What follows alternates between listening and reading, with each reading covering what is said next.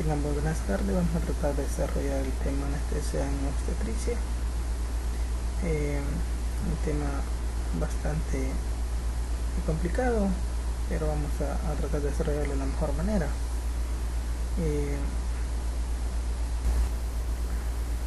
Para eso, primeramente vamos a hacer la introducción, ¿verdad? ¿Qué es la anestesia en obstetricia?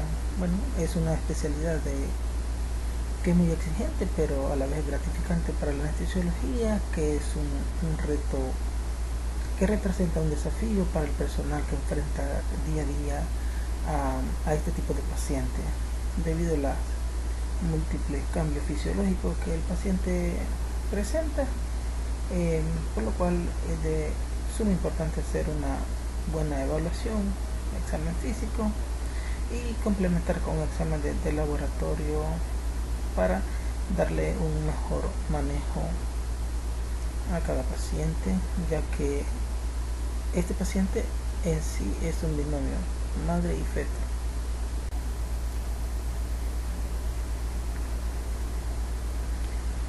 Primeramente, para hablar de lo que es anestesia obstétrica, tenemos que primeramente hablar de lo que es la columna vertebral.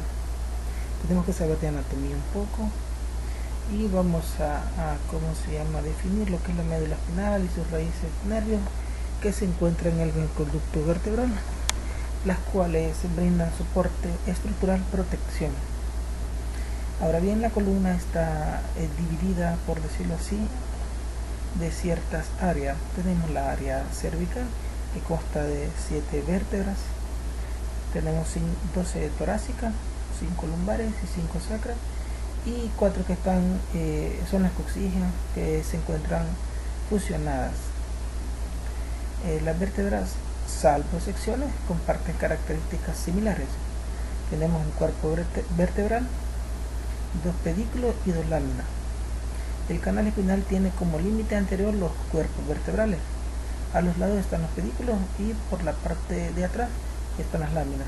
Cada uno tiene su apófisis espinosa, que surgen de la lámina, y 2 apófisis transversas, que surgen a los lados al unir las láminas y el pedículo. Estas apófisis sirven para la unión de ligamentos y músculos. Además de eso, a nosotros en el área de anestesia, la apófisis espinosa es muy importante, ya que nos sirve como punto de referencia para poder identificar el espacio donde vamos a puncionar.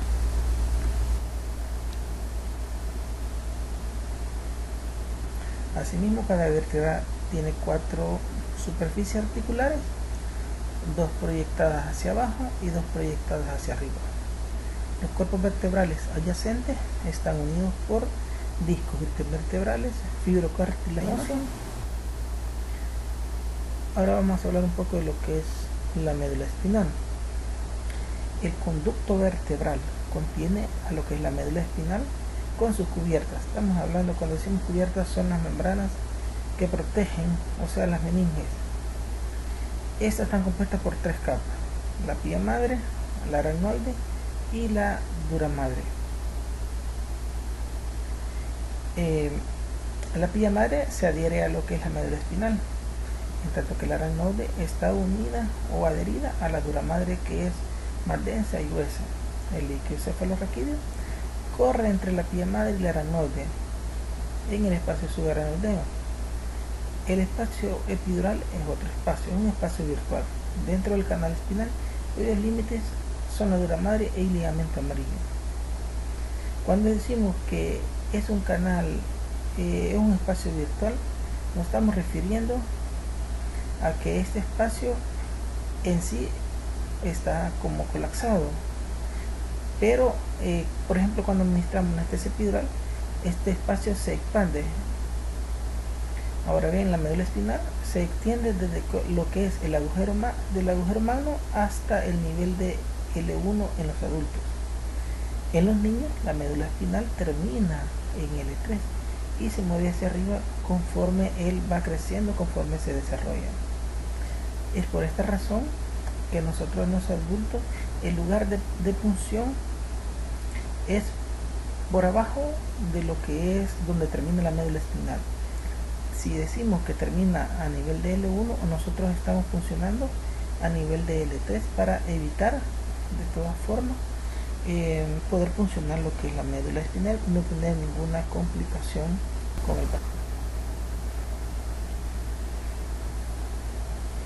Las raíces nerviosas anteriores y posteriores de cada nivel medular se unen entre sí y salen por los agujeros intervertebrales para formar los nervios espinales de C1 a C5. A nivel cervical, el nervio sale por arriba de su vértebra respectiva, pero a partir de T1, o sea, a nivel torácico, sale por debajo de su vértebra. Como resultado, hay 8 raíces nerviosas cervicales con solo 7 vértebras. Más aún, en los niveles cervical y torácico superiores, las raíces emergen de la médula espinal y salen por los agujeros vertebrales casi al mismo nivel.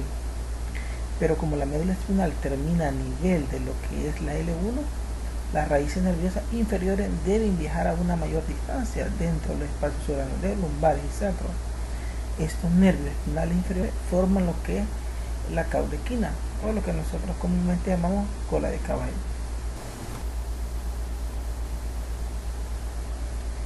Por lo tanto, al realizar una función, lo que mencionábamos anteriormente, en este caso una función subaranoidea, o sea, raquídea, normalmente lo hacemos por abajo de L1 y en los niños lo hacemos aún más abajo, a nivel de L3. Esto impide que vayamos a lesionar lo que es la médula, que es muy improbable que ocurra este tipo de lesión, pero más sin embargo lo hacemos como medida de precaución. Vamos a hablar un poco de lo que es la fisiología. El sitio principal de acción de lo que son los anestésicos locales que nosotros usamos normalmente se deposita en el líquido cefalorraquídeo, que son las que bañan las raíces nerviosas en los espacios subaranoideos. Y con estos medicamentos nosotros vamos a ocasionar 3 tipos de bloqueo. Lo que es un bloqueo sensitivo, que se va a caracterizar porque el paciente no va a sentir dolor. Tenemos un bloqueo simpático o autónomo, que lo vamos a evidenciar en el paciente por la hipotensión más que todo, y un bloqueo motor. El bloqueo motor consiste en que el paciente no va a poder movilizar sus piernas, es decir, no va a poder moverlas, levantarlas tampoco. Entonces, al interrumpir lo que es la transmisión de los estímulos dolorosos y eliminar el tono muscular, el bloqueo neuroaxial brinda una excelente condiciones quirúrgicas. El bloqueo sensitivo interrumpe los estímulos dolorosos somáticos viscerales. En tanto, el bloqueo motor produce relajación del músculo esquelético. Esto le permite al equipo médico poder tener acceso a la cavidad abdominal y no estar peleando, por así decirlo, con lo que son las vísceras.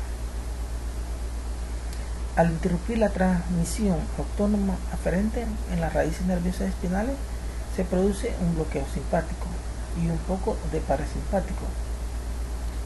Esto tiene una razón anatómica, ya que la inervación simpática de la médula espinal puede describirse como toracolumbar, es decir, las fibras emergen a nivel de tórax y a nivel lumbar, mientras que la pared simpática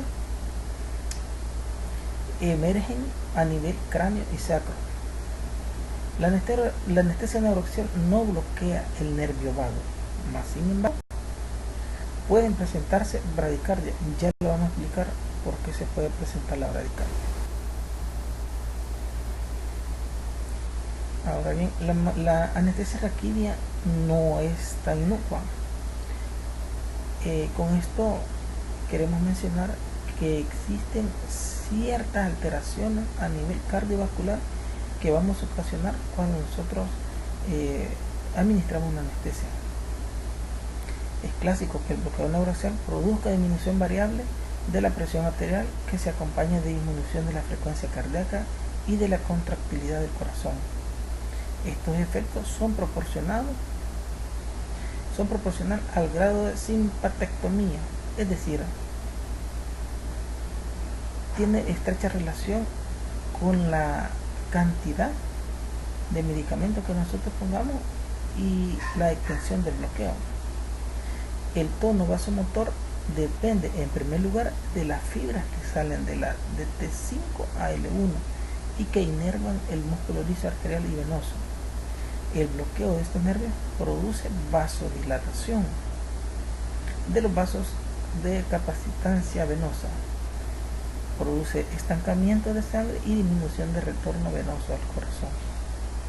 Es por eso que en muchos pacientes que tienen un compromiso hemodinámico es recomendable utilizar lo que es un vendaje ascendente de miembros inferiores para poder de esa forma incrementar lo que es el retorno venoso, ya que con la anestesia raquídea nosotros vamos a ocasionar una vasodilatación a nivel de los miembros inferiores, lo que va a disminuir la precarga, o sea, el retorno venoso a lo que es el corazón. Un bloqueo simpático alto no solo impide la vasoconstricción compensadora, también bloquea las fibras simpáticas de la aceleración cardíaca que surgen a nivel de T1 y T4. Puede aparecer hipotensión profunda por vasodilatación, combinada con bradicardia y disminución de la contractibilidad. Estos efectos se ven aún exagerados si se afecta todavía más el retorno venoso por una posición con la cabeza en alto o por el peso del útero grávido.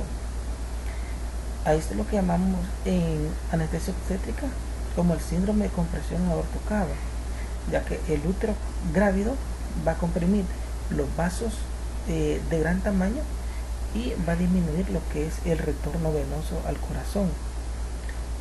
A veces, por muchos medicamentos que nosotros administremos vasopresores, no logramos obtener un buen retorno venoso y el paciente permanece hipotenso. El tratamiento es más que todo mecánico, es decir, tenemos que desplazar el útero al lado izquierdo para evitar esa compresión y de esa forma aumentar el retorno venoso.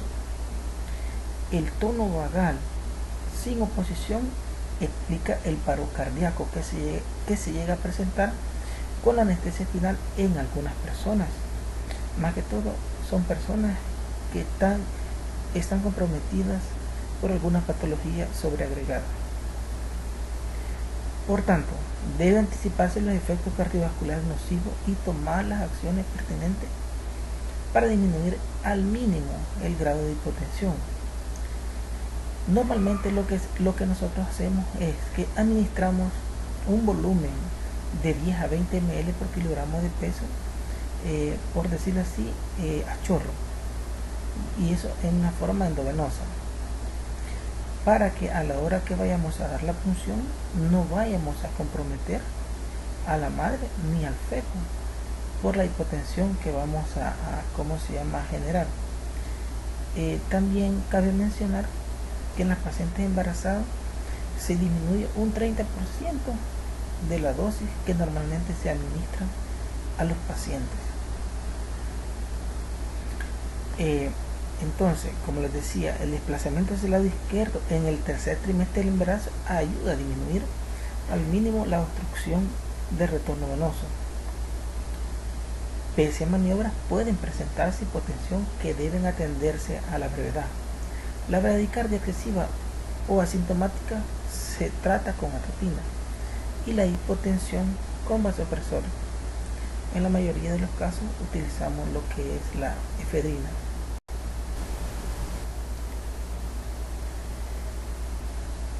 Entre las manifestaciones pulmonares de importancia clínica en la fisiología pulmonar, aunque suele ser mínima con el bloqueo neurasal, pero ya se han visto casos de que el paciente tiene dificultad para poder respirar, a veces no tanto debido al nivel de bloqueo, sino simplemente a que el paciente está hipotenso, entonces está hipoperfundido, Esto le genera ansiedad al paciente y manifestaciones, ¿cómo se llama? Empieza a desaturar. Tenemos que implementar medidas encaminadas a mejorar las manifestaciones que nos están ocasionando ese problema.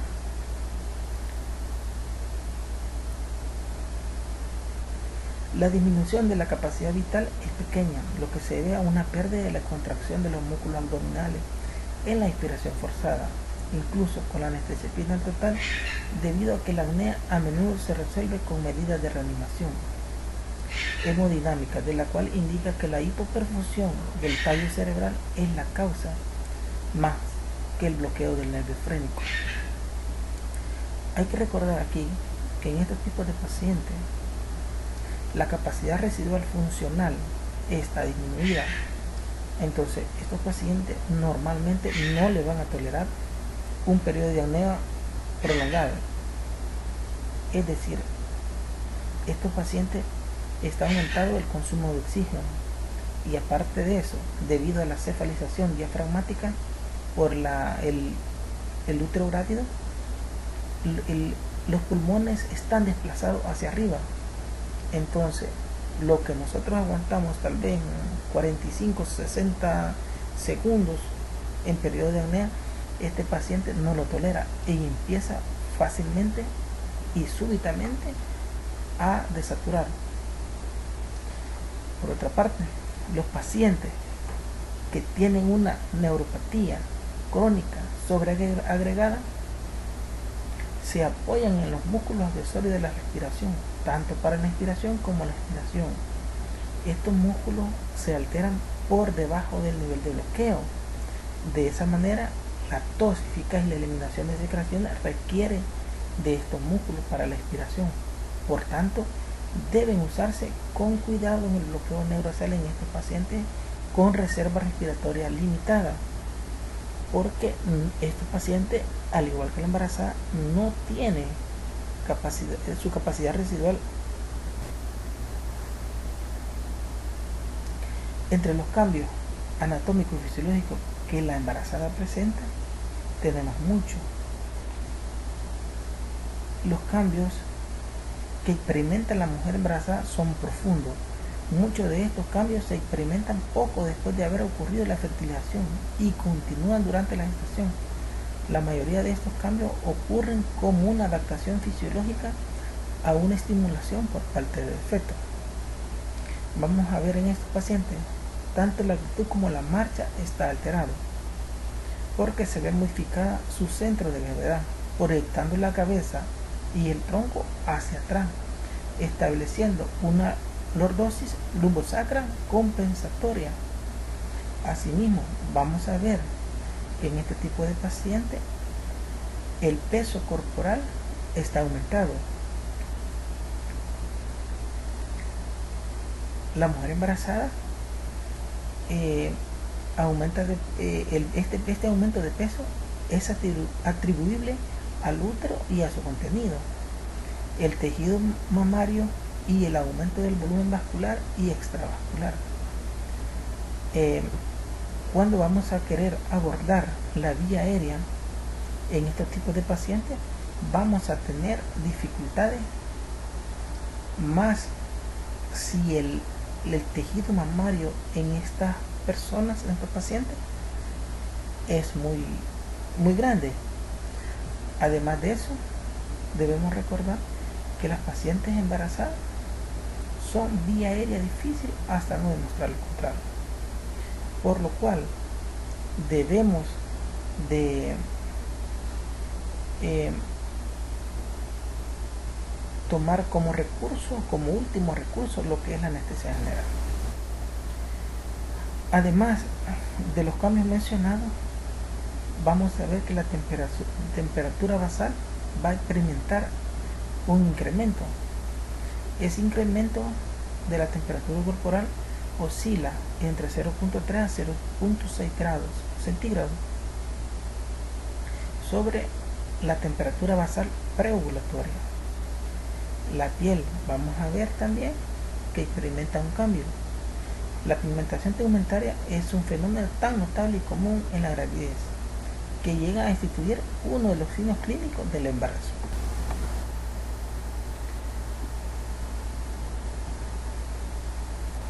Vamos a ver asimismo que hay ciertos cambios hematológicos.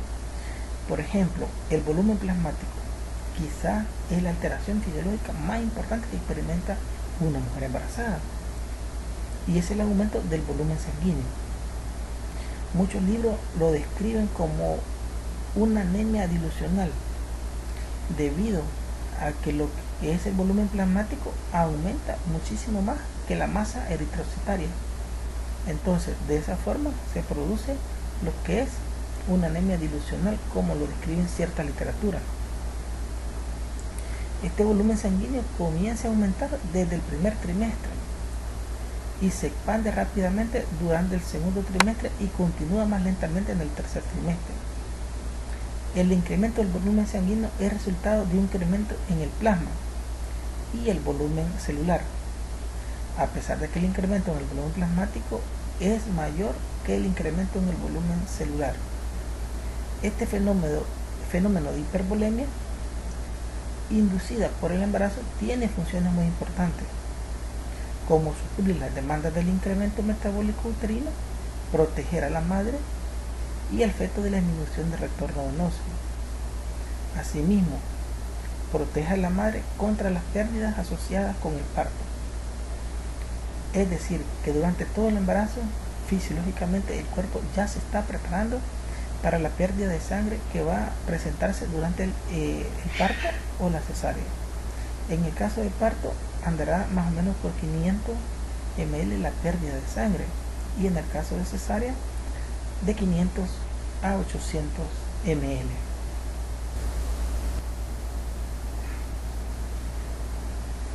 Asimismo, hay una alteración en la coagulabilidad sanguínea. La mujer embarazada cursa por un estado de hipercoagulabilidad. Esta adaptación fisiológica al embarazo está marcada en la producción hepática de factores de coagulación. Y vamos a ver que hay una alteración en los factores de coagulación 7, 8, 9 y 10. Asimismo, los tiempos van a estar alterados, INR y el tiempo protonina. Sistema cardiovascular. El gasto cardíaco experimenta un incremento desde la quinta semana de gestación, lo cual ocurre como respuesta a la reducción de la resistencia vascular sistémica y el incremento de la frecuencia cardíaca. Asimismo, el corazón, debido al aumento de tamaño que experimenta en el embarazo, el útero, y al elevarse el diafragma, causa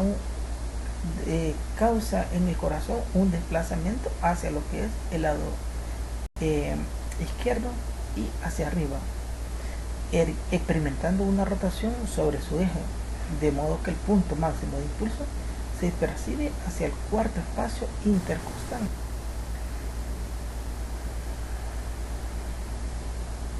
El gasto cardíaco durante el embarazo normal, la presión arterial, la resistencia vascular sistémica disminuye, mientras que el peso materno y el volumen sanguíneo y la tasa metabólica basal aumenta. Este gasto cardíaco aumenta un 30 a un 40% durante este periodo de embarazo. Este aumento puede llegar hasta 1,5 litros por minuto sobre el valor preconcepcional, dando un valor total al final del embarazo de 6 a 7 litros por minuto. Este incremento se da principalmente en las 10 primeras semanas de gestación, para luego seguir aumentando paulatinamente hasta la semana 20 a 24 y permanecer casi inalterable hasta el final de lo que es el embarazo. En el corazón, debido al desplazamiento que experimenta, vamos a escuchar a la auscultación soplos cardíacos. En el 90% de las mujeres embarazadas se puede auscultar lo que se ha denominado como un soplo funcional, que se da más que todo debido al desplazamiento del corazón por el útero grávido. Asimismo, vamos a ver una alteración en la prostaglandina. El aumento de la producción de la prostaglandina durante el embarazo juega un papel importante en el control del tono vascular, la presión arterial y un balance del suelo.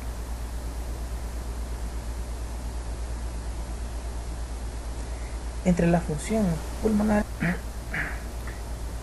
vamos a ver que están alteradas, como lo mencionaba anteriormente, debido a que esta paciente no tiene reserva de oxígenos, entonces no nos va a tolerar periodos de apnea, por lo cual debemos de evitar lo que es, hasta donde se pueda, la anestesia general.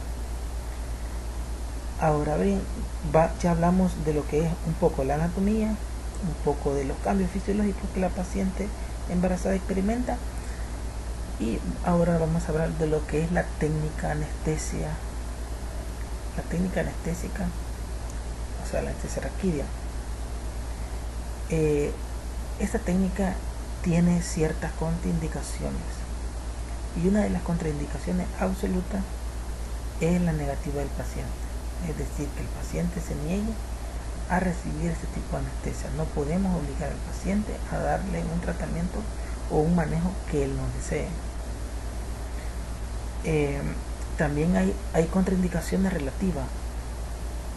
Entre estas tenemos alteraciones psiquiátricas, ansiedad, angustia extrema en el paciente, así como la incapacidad para comunicarse con ellos y de forma fluida.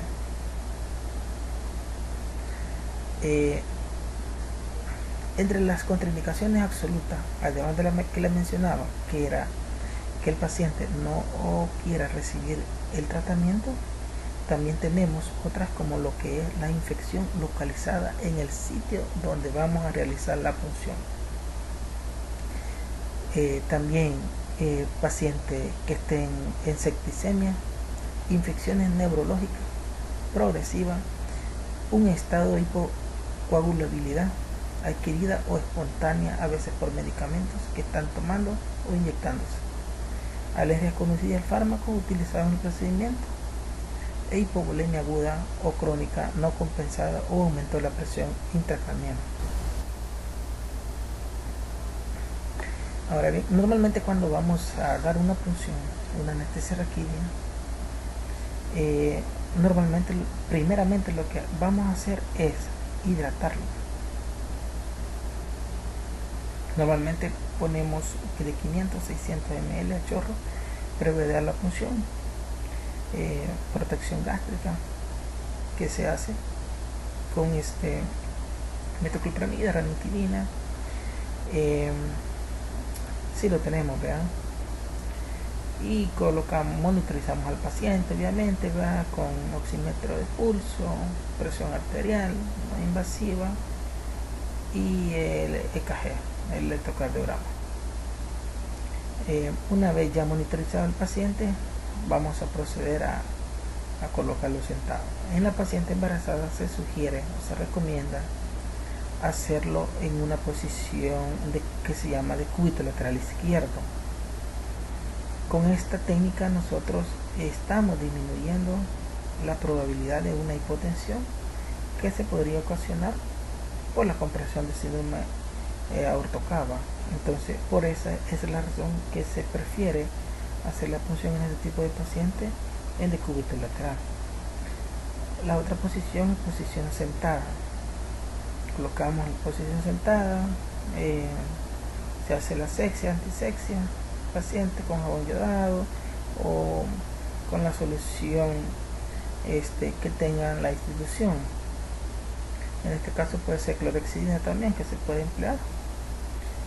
Luego se hace lo que es se retira el exceso de la solución antiséptica que utilizó, y luego localizamos lo que es el espacio donde vamos a dar la punción. Introducimos la aguja de una forma paralela a cómo vienen las fibras que son longitudinales de la dura madre para disminuir la probabilidad de poder ocasionar una cefalea postpunción. Entonces la introducimos, vamos a cruzar la piel, ligamento, piel, tejido subcutáneo, ligamento supraespinoso, interespinoso, ligamento amarillo, y luego vamos a entrar lo que es al espacio subaracnoideo, que se va a evidenciar por cuando retiremos el bisel, por el fluido de lo que es el líquido cefalorraquídeo, que es la forma como comprobamos que estamos en el espacio, en ese espacio. Posteriormente administramos la dosis que hemos ya seleccionado. Como les decía, en la paciente embarazada tiene que disminuir un 30% de lo que es la dosis. Tiene que hacerse en forma lenta, aspirar previo a inyectar, porque se puede ir intravascular, lo cual puede ser muy perjudicial para la salud de la madre y para el bebé, incluso llegar a la muerte. Entonces, una vez hemos aspirado e infiltrado, retiramos la aguja, colocamos la posición nuevamente a la paciente nuevamente en su posición y vamos a empezar a evaluar el estado de bloqueo motor, bloqueo simpático, bloqueo sensitivo. Vamos a pedirle al paciente que pueda levantar las piernas y vamos a identificar lo que es el bloqueo simpático o la disminución o la caída de lo que es la presión arterial. Una vez se haya realizado la cesárea, han sacado el bebé, si el paciente está muy ansioso, se puede proceder a lo que es una sedación ligera, pero no comprometer a la paciente que vaya a perder el reflejo de la inclusión, mucho menos que vaya a estar inconsciente,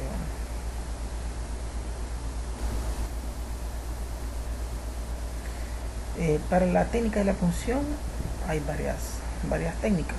Hay una técnica alternativa que es el abordaje de la vía paramedial, que se recomienda más que todo cuando hay unas deformidades en lo que es en la médula espinal, y lo que se hace es que se selecciona el espacio intervertebral 1 centímetro fuera de la apófisis espinosa. Se funciona orientando la punta de la aguja hacia el eje mayor de la columna vertebral, atravesándola. Es una técnica alternativa, tiene su aplicación. Ahora, con respecto a lo que es el anestésico local, normalmente acá en el país se utiliza lo que es la bupivacaína pesada, 0.5% la concentración, y la dosis anda más o menos de 10 a 20 miligramos, que son los que se administran. Y como les decía, en la paciente embarazada tiene que disminuirse la dosis por la hipotensión marcada que presenta. Normalmente, si es una cesárea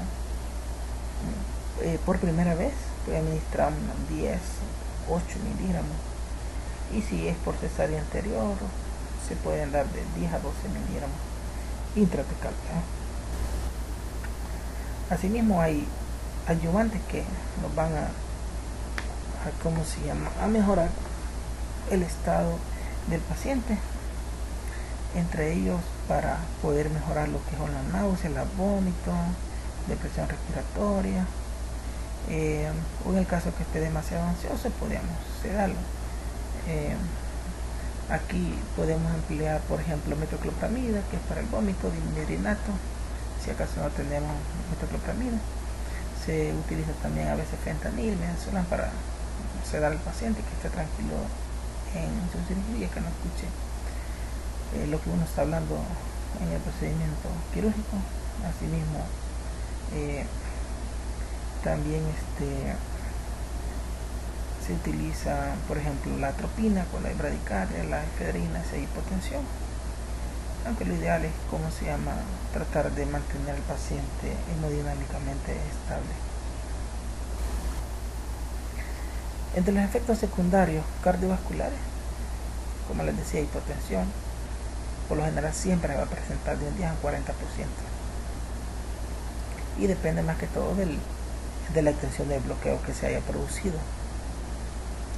Vamos a disminuir el gasto cardíaco, disminuir el retorno venoso y el tratamiento, que es la hidratación endovenoso, la administración de atropina, de efedrina, en el caso de la embarazada, desplazar el útero al lado.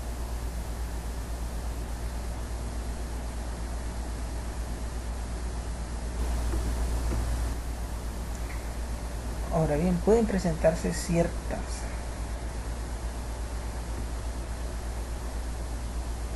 complicaciones neurológicas, porque todo procedimiento tiene sus complicaciones. Entre las complicaciones neurológicas graves, aunque son escasas, tenemos las complicaciones más benignas. Tendríamos la meningitis aséptica, caracterizada por fiebre, rigidez del cuello, fotofobia, que es sensibilidad a la luz, a las 24 horas posterior al bloqueo neuroaxial. Únicamente requiere tratamiento asintomático, pues se resuelve de manera espontánea en pocos días. El síndrome de Caldequina, que se presenta después de la recuperación del bloqueo neuroaxial, de naturaleza permanente o transitoria con recuperación lenta, caracterizada por un déficit sensorial a nivel del área perianal, con incontinencia fecal y urinaria y con déficit variable en las extremidades inferiores.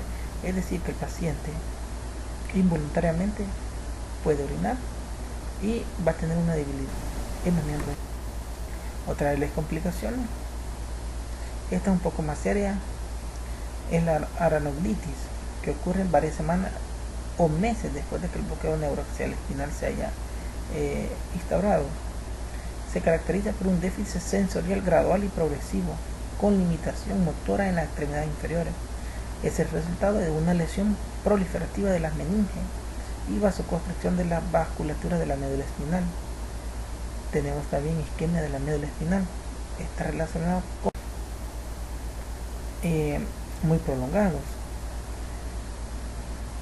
Entre las conclusiones que pusimos, el dominio de la técnica se adquiere con la práctica y el conocimiento científico, aumentando la ayuda de que esta nueva era aporta la ultrasonografía, que nos sirve más que todo para guiar la aguja a la hora de realizar la punción. Se da versatilidad y seguridad al paciente con alto riesgo, cumpliendo con uno de los objetivos de la medicina perioperatoria. Solo se emplearán las medidas que mejoren el pronóstico y ofrezcan un cambio en la evolución del paciente. Entre las recomendaciones, deberá ser la anestesia empleada solo por profesional acreditado y con experiencia en el manejo de las complicaciones. Y obviamente tiene que manejar la vía aérea y mantener monitoreo constante en el tras y en el postoperatorio inmediato después de la cirugía. Siempre tiene que solicitar ayuda cuando usted lo considere necesario a fin de mejorar la atención al paciente. Recordar que el paciente es lo primero. Y nuestra reflexión: lo fácil ya lo hice, lo difícil lo estoy haciendo, lo imposible lo hará Dios. Muchas gracias por todo.